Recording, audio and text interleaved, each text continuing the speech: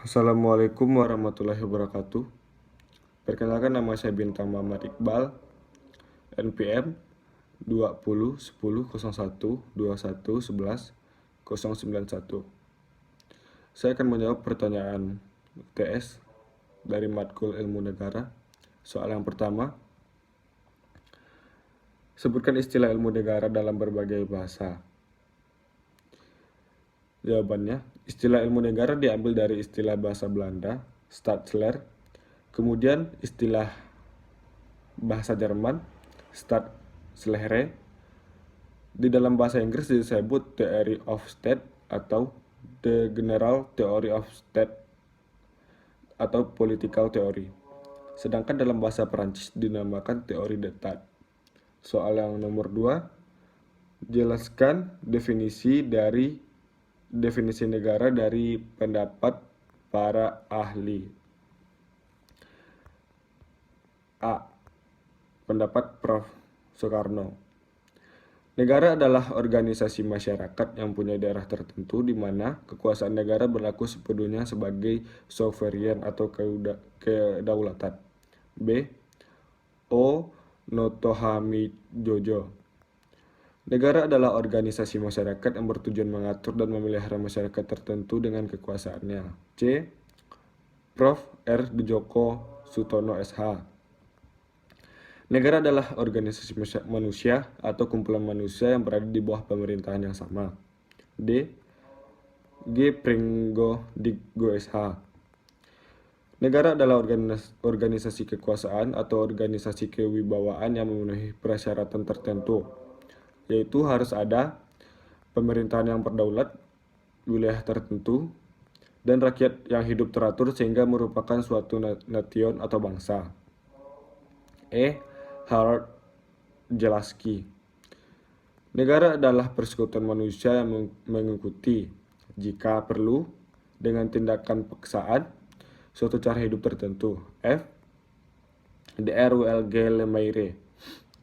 Negara adalah sebagai suatu masyarakat manusia yang teritorial dan yang diorganisir. G. Max Weber. Negara adalah suatu masyarakat yang mempunyai monopoli dalam penggunaan kekerasan fisik secara sah dalam suatu masyarakat. H. Roger H. Soltou. Negara adalah alat atau agensi atau wewenang yang mengatur atau mengendalikan persoalan-persoalan bersama atas nama masyarakat. I. George Jelinek.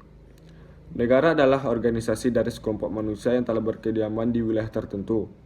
Atau dengan kata lain, negara merupakan ikatan orang-orang yang bertempat tinggal di wilayah tertentu yang dilengkapi dengan kekuasaan untuk memerintah. J. Cronenberg. Negara adalah organisasi kekuasaan yang diciptakan sekelompok manusia yang disebut bangsa. K. Plato. Negara adalah persekutuan manusia yang muncul karena adanya keinginan manusia dalam memenuhi kebutuhan yang beraneka ragam. I. Aristoteles. Negara adalah persekutuan manusia dari keluarga dan desa untuk mencapai kehidupan yang sebaik-baiknya. Soal nomor 3, jelaskan mengapa harus ada negara. Jawabannya, karena negara dibutuhkan untuk menampung sekian banyak orang yang kemudian akan melebur menjadi satu dalam negara tersebut meskipun berbeda-beda. Soal nomor 4, mengapa George Jelinek disebut sebagai Bapak Ilmu Negara? Jawabannya, istilah ilmu negara berasal dari bahasa Belanda, Staatsleer, yang diambil dari istilah bahasa Jerman, Staatslehre, yang merupakan hasil dari penyelidikan seorang sarjana Jerman bernama George Jelinek dalam bukunya Allgemeine Staatslehre. Itulah sebabnya George Jelinek dianggap sebagai Bapak Ilmu Negara. Soal nomor 6, jelaskan pembagian ilmu negara menurut George Jelinek. Jawabannya, ilmu negara adalah ilmu pengetahuan yang menyelidiki asas-asas pokok dan pengertian pokok tentang negara dan hukum tata negara. George Jelinek membagi ilmu negara. 1. Ilmu negara dalam arti sempit. 2. Ilmu pengetahuan hukum. Soal nomor 6, jelaskan hubungan antara ilmu negara dengan ilmu politik. Jawabannya, hubungan ilmu negara dengan ilmu politik adalah ilmu negara merupakan ilmu yang bersifat teoritis, bebas nilai. Artinya, tidak mengadakan penilaian terhadap objek yang diselidiki, sedangkan ilmu politik adalah ilmu yang bersifat praktis, mengadakan kritik dan penilaian terhadap objek yang dipelajari. Ilmu negara dengan hukum tata negara. Jawabannya, hubungan antara ilmu negara dengan hukum tata negara adalah ilmu negara merupakan dasar dalam penyelenggaraan praktek ketatanegaraan yang diatur dalam hukum tata negara. Lebih lanjut dengan kata lain, ilmu negara yang mempelajari konsep teori negara merupakan dasar dalam mempelajari hukum tata negara. Soal nomor 7, jelaskan unsur-unsur negara menurut pasal 1 Konvensi Montevideo tahun 1933.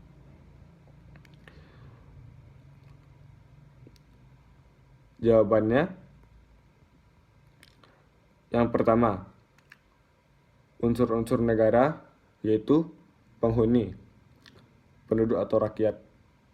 Rakyat merupakan semua orang yang ada di wilayah suatu negara dan taat pada peraturan di negara tersebut. Berdasarkan hal tersebut, kemudian keberadaan rakyat merupakan unsur penting bagi terbentuknya sebuah negara. Yang kedua, wilayah. Setelah rakyat, unsur berikutnya yang membentuk suatu negara adalah wilayah. Unsur wilayah adalah hal yang amat penting untuk menunjang pembentukan suatu negara. Tanpa adanya wilayah, mustahil sebuah negara bisa terbentuk. Wilayah inilah yang akan ditempati oleh rakyat dan penyelenggaraan pemerintahan. Yang ketiga, kekuasaan tertinggi, pemerintahan yang berdaulat. Kekuasaan tertinggi atau pemerintahan yang berdaulat dapat diartikan sebagai suatu pemerintah yang mempunyai kekuasaan tertinggi untuk mengamankan, mempertahankan, mengatur, dan melancarkan tata cara penyelenggaraan pemerintahan negara secara penuh. 4. Kesanggupan untuk berhubungan dengan negara lain, yaitu ketika negara itu mampu melakukan hubungan-hubungan negara dengan negara lain dalam bidang ekonomi, pendidikan, politik, dan kebudayaan, serta dan sebagainya. Yang kelima, pengakuan dari negara lain. Adanya pengakuan dari negara-negara lain merupakan bukti sah hadirnya atau terbentuknya negara, dan berhak untuk terhindar dari ancaman dan campur tangan negara lain. Kemudian untuk memperoleh pengakuan dari negara lain, maka sebuah negara perlu menjalin hubungan dengan negara lain dalam berbagai bidang, misalnya dalam bidang ekonomi, politik, budaya, sosial, dan pertahanan, serta keamanan. Adapun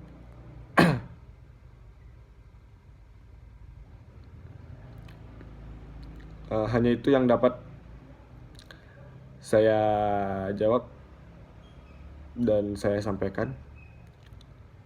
Sekian, terima kasih. Assalamualaikum warahmatullahi wabarakatuh.